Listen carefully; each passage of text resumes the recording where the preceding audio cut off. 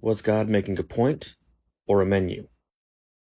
Clean and unclean meat is a topic that is very controversial within Christianity. What does the Bible say?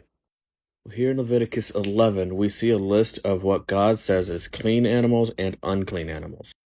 We see another list in Deuteronomy 14.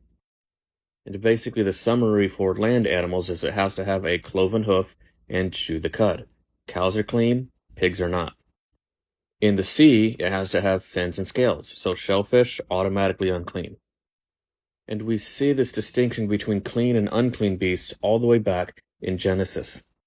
Now, some people will point to other versions of the Bible, such as Mark.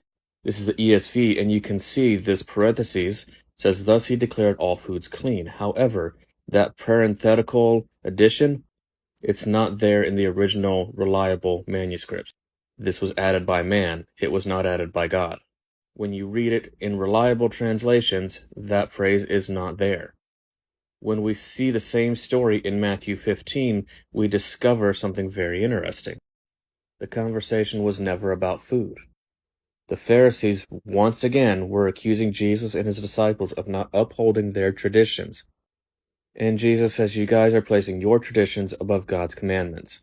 He said, "In vain do they worship me, teaching for doctrines the commandments of men." This conversation had absolutely nothing to do with food.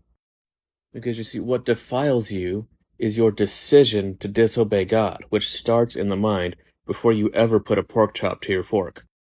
Choosing to disobey God by eating that bacon or that shrimp or that pork chop or whatever unclean meat, that's the decision that defiles you. Any sin defiles you. And again, that starts in the mind. Eve sinned before she ever touched the fruit. And this is what Jesus is telling us here.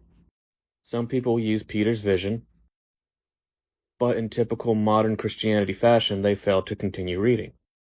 Peter realized that the vision had nothing to do with food, it had to do with man. Peter still had a lot of prejudice in his heart against the Gentiles, and God was telling him, look, they're as clean as you are. I love them, share the gospel with them. A lot of people use Acts 15, but there's actually nothing here saying that unclean meat were now okay to eat. A lot of people use this one, saying it has to be sanctified by prayer, but they leave out sanctified by the word. If the Bible says it's unclean, it's still unclean. Those who know better, according to God, who eat unclean meat anyway, will receive his judgments. A lot of people use Colossians 2. But if we study, we find out it wasn't the dietary laws that were done away with, it was the ceremonial law, the feasts.